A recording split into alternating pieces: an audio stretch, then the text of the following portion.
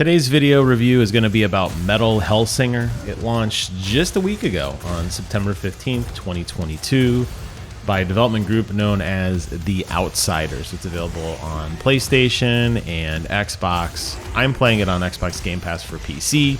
And as with most of my game footage, I'm just going to be focusing on the first level because I don't want to give away too many spoilers.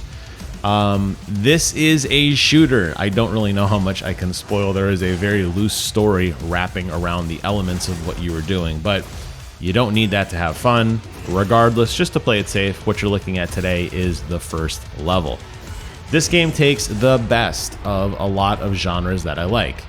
Games like Tony Hawk's Pro Skater that has an insane amount of replayability due to a scoring system.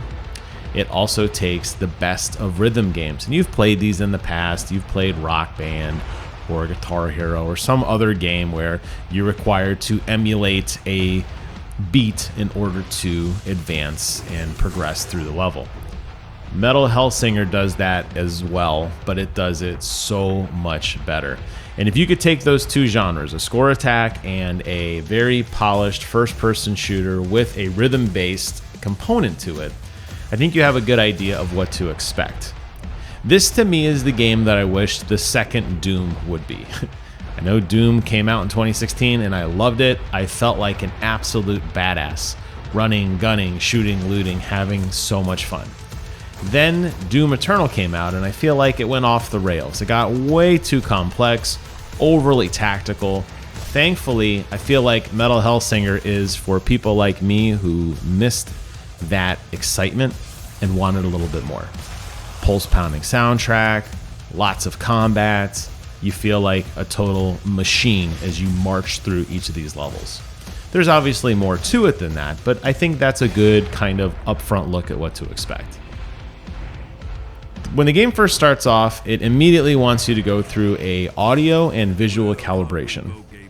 This is really important because the game is going to constantly be playing a heavy metal rock song in the background, and it's up to you to attack in time with the beat in order to progress your multiplier and in order to be able to advance. Not that you need to have a good score to continue. As far as I have seen, and I'm about halfway or so through now, I haven't really seen anything yet that requires you to have a high score. If you just want to run around and shoot and kind of ignore the beat part of it, I mean, I guess you could. I don't really know why you'd want to, but you could. But it's definitely about playing to the beat, which allows you to increase your multiplier. As your multiplier increases, just like in other games of a very similar genre like Rock Band or Amplitude or any of these other games where you're like assembling a music track, you begin to hear more and more of the rock song. When you hit the 16x multiplier, which is like the ultimate multiplier, that's when the vocals lay over. And when that happens, you feel like a total badass.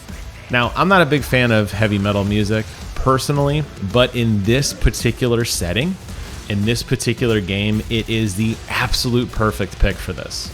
You're fighting wave after wave of demons that are coming at you from all different angles. Some are ranged, some are melee, some look scarier than others. There's a lot of fodder, there's more mid-levels, there's obviously final bosses at the end of each level that require you to attack and move around. Obviously not to get hit, because one, you don't want to use your multiplier or your health, and two, because it lowers that multiplier and it takes away some of the pulse pounding music you start to hear, and it starts to feel weaker. You want to get back into that, there's that really good dopamine hit of when you hit that 16x multiplier, the music starts pounding. You're almost like playing better.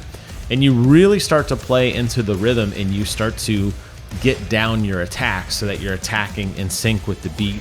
Or in my case, as I suspect a lot of people are going to be doing, in between combat areas, you're going to find yourself still attacking even though there's nothing there to hit, just to keep the multiplier going, just to keep your, that momentum moving as you move on to the next level. It's up to you to jump or double jump or dash out of the way as you attack wave after wave of enemy with a ranged weapon and a melee weapon. You will get other stuff later on. This level focuses on Persephone, which is a very powerful shotgun at pretty much any range, although definitely way more powerful up close. That, again, just like all the other weapons, can be shot to the beat, can be reloaded to the beat in order to keep the action flowing. It's a very, very simple but somewhat complex game, and I have to say, at least for me, in all of the promotional material that I saw leading up to this release, the game didn't look nearly as polished as it does now. And I did not really get a good sense of this actually being a rhythm first-person shooter. It kind of just looked to me like, hey, we're going to put a generic shooter out there. We're going to just blare hard rock and roll, heavy metal music at you, and you're just going to go around and play. And it seemed kind of lackluster to me when I first saw it. But I'm really glad it came to Game Pass, because I don't think this would have been a game that I would have checked out on my own. I mean, I am seeing the reviews come in, and it seems overwhelmingly positive, which is awesome, because it is overwhelmingly awesome and positive, and it's a fun game that you should check out. But I don't know if I would have checked it out otherwise. So I got to say that Game Pass, I think, did a phenomenal job of bringing this game to the forefront. In playing through it, it does feel somewhat tiring at times, because you are so laser focused on the beat, which does change from level to level. You're laser focused on not getting hit and in performing these finishers that basically have enemies explode into a pool of health, which keeps your health up and also gives you a slightly higher score as well. The frustration that I ran into and the problem that I was having personally, and you see it here through some of the gameplay that I'm highlighting for you guys today, is that a lot of times the finisher didn't trigger properly, or it lasted so short that even though the enemy was blinking and I was standing in front of them, rapidly mashing the key in which to execute an enemy, it didn't happen.